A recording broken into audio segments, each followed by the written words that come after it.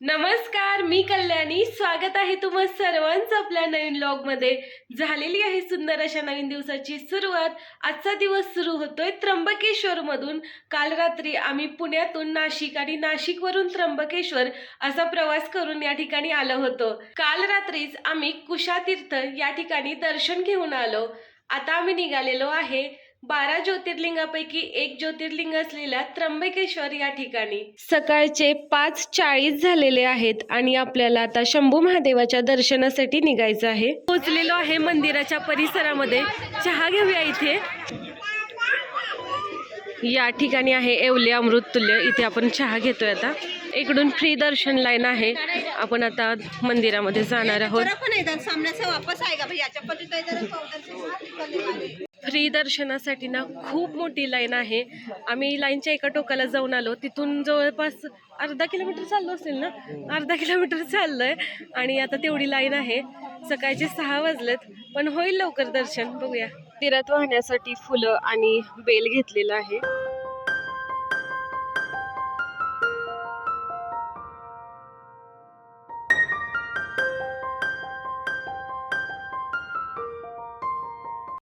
मंदिरामध्ये आतमध्ये प्रवेश केलेला आहे पण या ठिकाणी ना 4 वेटिंग रूम असल्यासारखे आहेत आणि तिथून आपल्याला आता जायचं आहे. दर्शनाच्या रांगेत आम्ही उभं राहिलेलो आहे. कल्याणीनं फुलं घेतलेली आहेत. इथे आई बसलेली आहे. नित्य आहे. लाईन बघा किती मोठी. इथं तुम्ही बघू शकता आपण कॅमेरावरती शूटिंग करतोय आणि तिथे पूजा चालू आहे आत.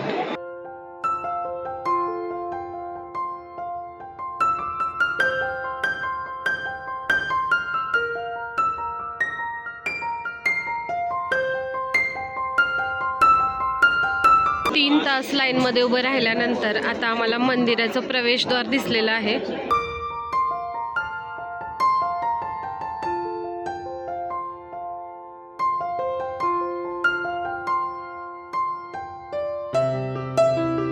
सकाळी 6 वाजता आम्ही दर्शनासाठी लाईनला उभं राहिलेलो.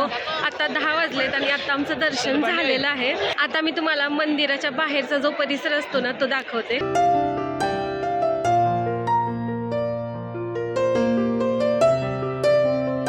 बघा त्र्यंबकेश्वर मंदिराच्या बाहेर असं तुम्हाला दृश्य दिसेल. इकडे बघू शकता.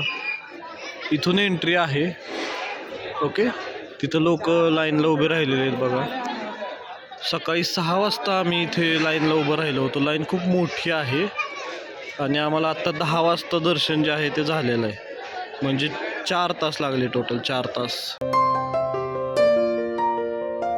सह्याद्रीच्या पर्वतरांगामध्ये वसलेलं त्र्यंबकेश्वर हे 10 नंबरचं ज्योतिर्लिंग आहे.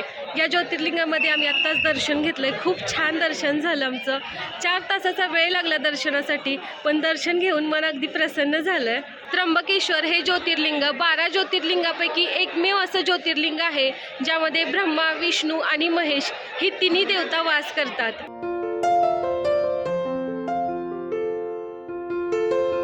मंदिराच्या परिसरामध्येच हे ध्यान केंद्र आहे आणि या ठिकाणी भगवान शंकराचा एक छान फोटो आहे तर तो फोटो पण दाखवते. आता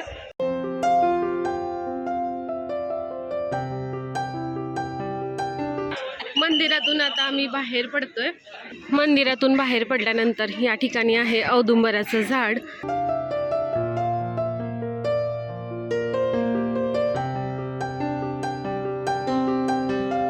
चालू होते त्र्यंबकेश्वरची बाजारपेठ. वेगवेगळं साहित्य या ठिकाणी विकायला ठेवलेलं आहे. देवाचा प्रसाद आहे. त्यानंतर हातात बांधायचे दोरे आहेत. हळदी कुंकू अशा बऱ्याच गोष्टी या ठिकाणी दिसत आहेत.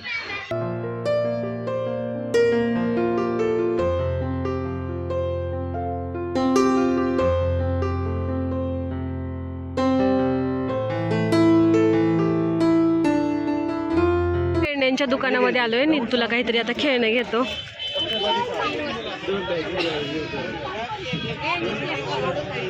मंदिराच्या बाहेर आता मी या ठिकाणी पेढे घेतोय. खिल्लांना शिवलिंग घ्यायचंय आणि त्याने इथे एक बघितलंय पेरू दिसलेले त्या ठिकाणी, तर आता आम्ही खायला एक पेरू घेतोय. त्र्यंबकेश्वर मंदिरातून दर्शन घेऊन आम्ही आता आलेलो आहे गजानन महाराज भक्त निवास या ठिकाणी. काल देखील आम्ही या ठिकाणी विचारलं होतं की इथे रूम आहेत का, तर आम्हाला रूम मिळाली नव्हती. तर आता आणखी आम्ही इन्क्वायरी करतोय, बघूया रूम भेटली तर इथे पण राहायचं आहे. आत्ता आम्ही आलेलो आहे नील पर्वतावरती आणि या ठिकाणी आहे अन्नपूर्णा देवीचं मंदिर. आपण आता मंदिरामध्ये दर्शन घेणार आहोत. मंदिराच्या बाहेर हे मोठे हत्ती आहेत. श्री देवी मा अन्नपूर्णा दर्शन.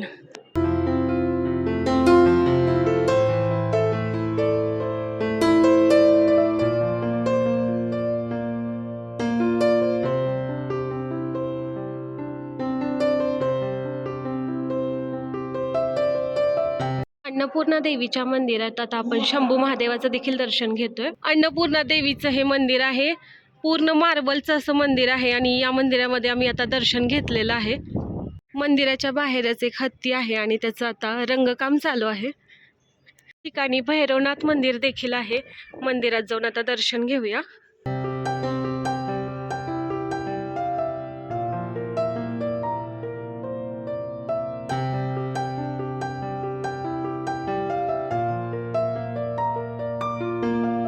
नील पर्वतावर असलेल्या निळकंठ महादेव मंदिरात आम्हाला जायचं आहे, तर आलेलो आहे.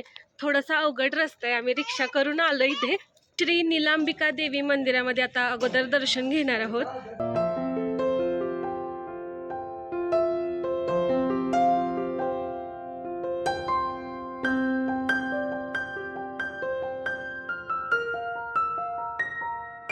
अंबिका देवीचं दर्शन घेतोय आपण. ही देवी या ठिकाणी स्वयंभू स्थापित झालेली आहे. मटंबा देवीचं मंदिर आहे आणि आता या देवीचं देखील आपण दर्शन घेणार आहोत.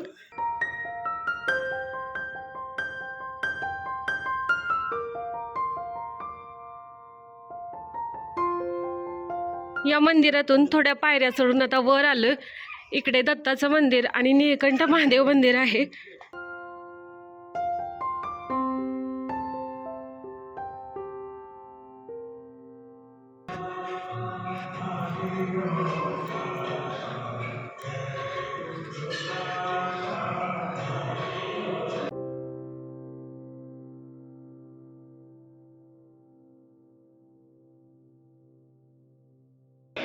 गजानन भोजनालय मध्ये आलोय. आता इथे जेवण करायचं आपल्याला.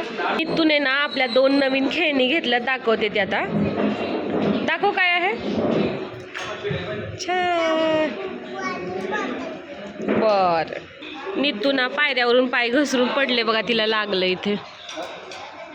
इथे लागलं. लाबू कसं करतो दाखव.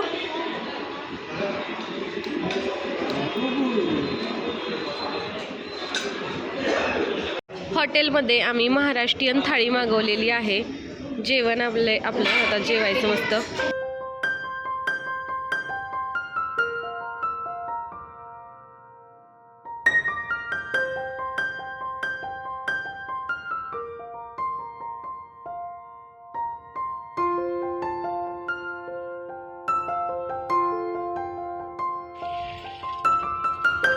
आत्ता आम्ही आलेलो आहोत अंजनेरी या गावामध्ये. या ठिकाणी आहे हनुमानाचं जन्मस्थळ आणि हनुमानाची मूर्ती आहे. आता आपल्याला दर्शन करायचं आहे.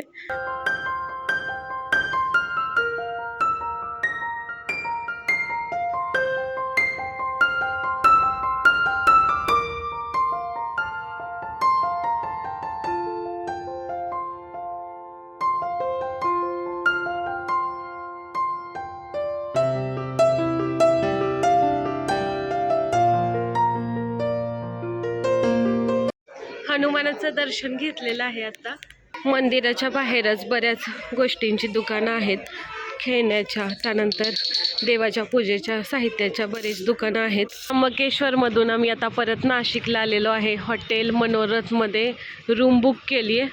चला आता आतमध्ये जाऊया.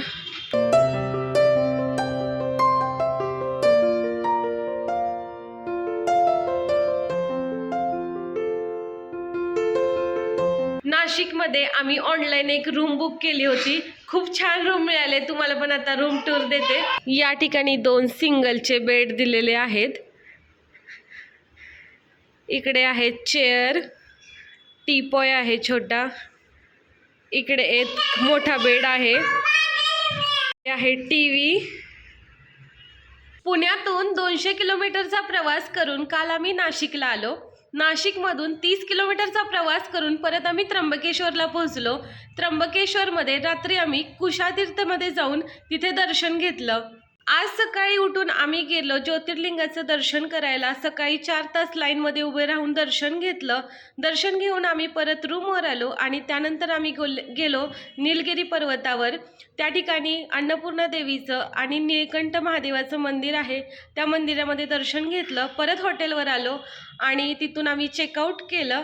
हॉटेलमध्येच एका जेवण केलं. येताना आम्ही अंजनगिरी गावात गेलो आणि आत्ता आम्ही पोहोचलेलो आहे नाशिकमधील हॉटेलवर. या ठिकाणी पण आम्ही आत्ता फ्रेश वगैरे झालो आणि इथून आम्ही आता जाणार आहे नाशिक बघायला. त्यामुळे मी आता या व्लॉगचं करते एंडिंग. चला तर मग बाय. हा व्लॉग तुम्हाला कसा वाटला हे कमेंट बॉक्समध्ये नक्की सांगा. जर तुम्ही आपल्या चॅनलवर नवीन असाल तर चॅनलला सबस्क्राईब करा, व्हिडिओला लाईक करा, आपले व्हिडिओ जास्तीत जास्त शेअर करा. बाय.